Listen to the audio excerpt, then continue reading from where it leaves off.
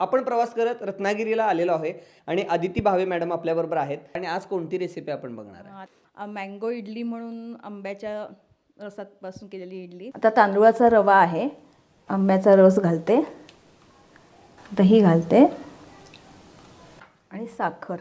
जशी आंब्याची गोडी असते ना त्यानुसार साखर आपण ॲडजस्ट केली तर चालेल. कुणाचा काही मिक्स करून थोडा वेळ आपण ना भिजत ठेवूया हे, कारण ते फुललं रवा त्याच्यामध्ये की थोडंसं ते परत अळतं.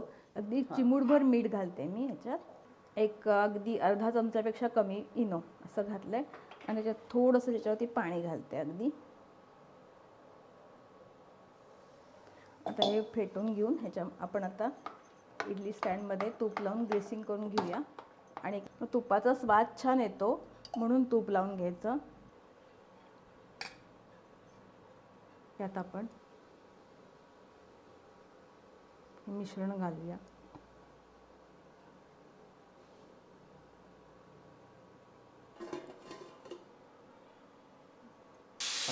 आता हे आपण 10 मिनटं वाफवून घेऊया.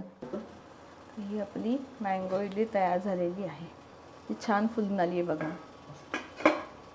ओके.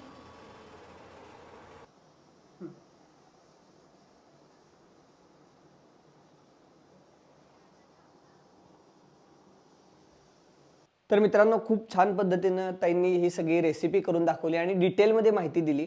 तर मी थोडीशी टेस्ट केली होती ही इडली, ही मँगो इडली खूपच भारी झाली आहे. बघा किती मस्त अशी लुसलुशीत झाली आहे, मस्त लागते आणि ह्या नारळाच्या दुधामध्ये ती बुडवून अशी खायची आहे. संपूर्ण रेसिपी आपण दाखवलेली आहे, नक्की एकदा ट्राय करून बघा.